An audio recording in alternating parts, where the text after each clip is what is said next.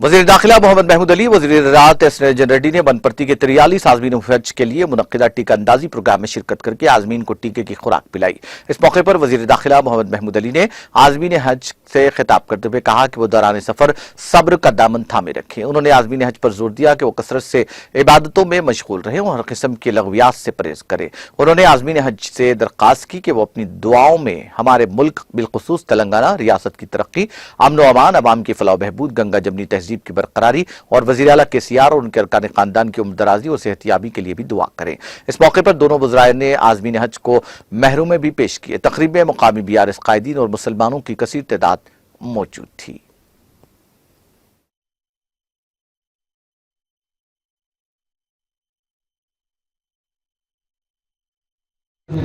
और मैं और एक बात कहता हूँ, आप लोग खुशनसीब है कि आपका अल्लाह ताला ने बहुत अच्छे मिनिस्टर और MLA साहब नसीब फरमाया और आज खासतौर से हमारे रेजिडेंट साहब का शुमार मैं देखता हूँ। जब भी कोई ऐसा काम हो, कोई ऐसी बात हो तो सबसे मशवरा लेने के बाद आखिरी नजर नरेंद्र साहब पर डालते, उनसे पूछ के फैसला लेते हैं। तो यकीनन हम लोग प्राउड है उन पर। और हमारे दामोदर साहब जो पुलिस हमारे SP ऑफिस के इनाग्रेशन के लिए आया था, उसके बाद शादनगर में एक जलसा था। मैं जब हमारे मेरे भाई उम्र में छोटे तो मैं हमेशा बड़े भाई का फैसला देता हूँ।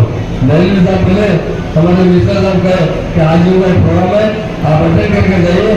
मैंने कहा मैं जरूर वो प्रोग्राम फिर कभी दूसरा और कोई मीटिंग रहते हैं मैं मात्र चालू हुआ और हाजिर में रुसर करने के प्रोग्राम में मैं जरूर शरीक हुआ। हमारे CM साहब जब से तेलंगाना बना है ना, हम लोगों ने कई अवार्ड लिए हैं जो हमारे हाजियों के इंतजाम के सिलसिले में इम्बार्केशन पॉइंट तक हो, वहाँ पर जो इंतजाम किए जाते हैं एयरपोर्ट पर, हमको तकरीबन 7-8 साल से हर साल अवार्ड आते जा रहा है। सबसे अच्छे निजाम सारे हिंदुस्तान में है तो तेलंगाना के अंदर है। हमारे CM साहब हमेशा एक बात कहते हैं, हाजी अल्लाह के मेहमान है, उनकी जितनी हो सके खिदमत कीजिए, जो भी उन्हें सहूलत पहुँचा सकते आप अपने आप को उनके काम के लिए वक्त कर दीजिए। जितना भी वक्त दीजिए वो कम है और जितना भी पैसे की जरूरत हो मैं मेरी तरफ से मैसेज करूँगा। कभी एक पैसे की कमी नहीं होना चाहिए। आज उनका अच्छे से अच्छे इंतजाम होना चाहिए।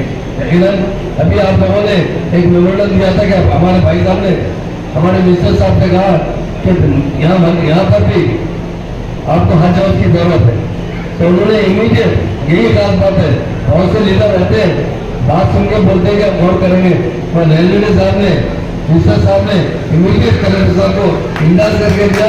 और मुझे उम्मीद है अभी कुछ दिन के अंदर ही आप हद से जाके आने तक उसका फाउंडेशन पहुंच जाएगा और बहुत जल्द जो भी तरीके से होगा उसका फंड मुहैया करते हुए हज बढ़ाया जाएगा।